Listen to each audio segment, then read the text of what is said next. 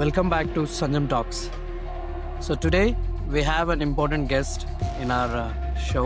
What if one person could connect every Telugu heart across the world, from Hyderabad to Houston, from Karimnagar to California? He is the chairman of the Global Telangana Association, a movement that connects NRIs.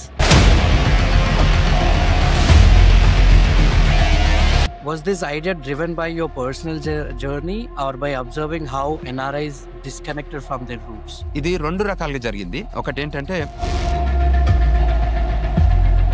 what are the challenges you have faced to connect to every Telangana across the world? ఇంతమంది ఇన్ని corner of the nook and corner of the world లో ఉన్న వాళ్ళందరికీ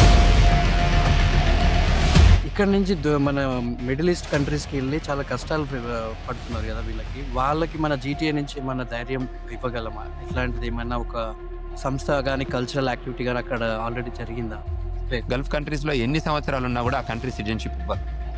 అక్కడ మన వాళ్ళంతా ఏంటంటే non immigrant workers లాగా పనిచేయాల్సి వస్తుంది అంతే. Comparison to the east to west లో ఏమవుతుందంటే, any success story or real life impact that truly made you proud as a GTA's chairman or founder? India నుంచి 25 ఏళ్ళు 26 ఏళ్ళు ఇండియాలో ఉన్న వాళ్ళు అమెరికాకు వచ్చి మళ్ళీ ఇక్కడ కొత్త జనరేషన్ కొత్త యాక్టివిటీ చేసేదానిలో వాళ్ళకి ప్రాపర్ ఎడ్యుకేషన్ లేకపోతే చాలా సమస్యలలో వాళ్ళు ఇరుక్కుంటున్నారు. సో అందువల్ల ఇన్ జనరల్ ఇప్పుడు ఈ మధ్య రిటర్న్ అయ్యే ఇమిగ్రెంట్స్ బాగా కనబడతారు. Not only America, any country నుంచి తీసుకుంటే ఇప్పుడు బాగా ఈ మధ్య రిటర్న్ అవుతున్నారు. ఈవెన్ మన తెలంగాణ వాళ్ళు కానీ అక్రాస్ ద మన ఇండియా.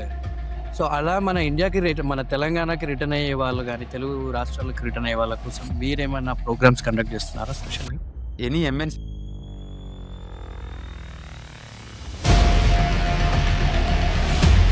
కల్చరల్గా కూడా we are creating some kind of disturbance in local things అని చెప్పేసి కూడా జరుగుతుంది. So how to protect our self from this kind of things? చర్చిలు ఉంటాయి, దేవాలయాలు ఉంటాయి, మాస్కులు ఉంటాయి, కానీ ఎంత వీలైతే అంత మాతృభూమికి సేవ చేద్దాం.